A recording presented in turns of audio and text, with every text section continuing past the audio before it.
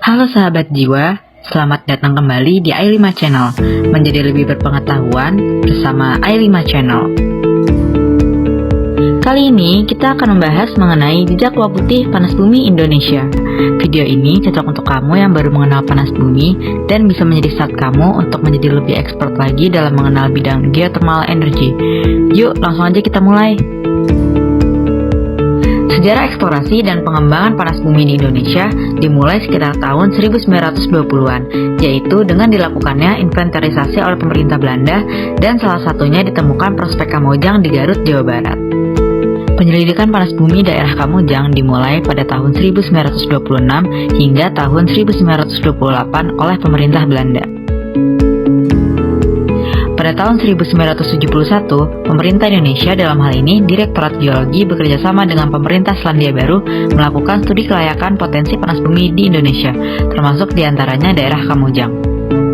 Pada tahun 1972 hingga tahun 1975, di daerah Kamojang dilakukan penyelidikan geologi, geokimia, dan geofisika atas kerjasama Direktorat Geologi, Selandia Baru, dan Pertamina.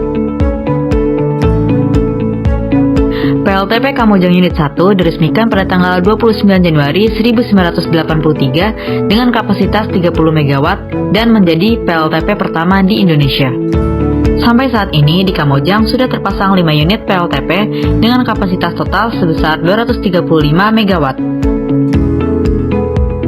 Selain Kamojang, di beberapa lapangan panas bumi juga dilakukan eksplorasi seperti di Darajat, Dieng, Gunung Salak, Lahendong, Sibayak, Wayang Windu, dan lapangan panas bumi lainnya yang berada di Sumatera, Jawa, Sulawesi, dan Nusa Tenggara. Lapangan panas bumi tersebutlah yang memberikan kontribusi energi listrik berasal dari panas bumi dalam bauran energi nasional.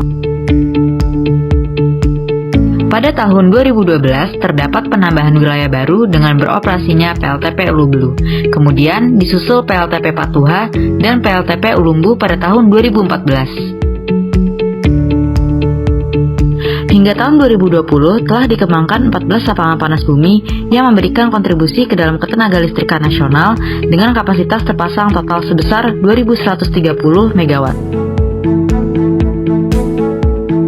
Pengusahaan panas bumi untuk pembangkit tenaga listrik di Indonesia dimulai dengan adanya Keputusan Presiden Nomor 6 Tahun 1974 yang merupakan penugasan pemerintah kepada Pertamina untuk mengembangkan beberapa lapangan panas bumi di Pulau Jawa.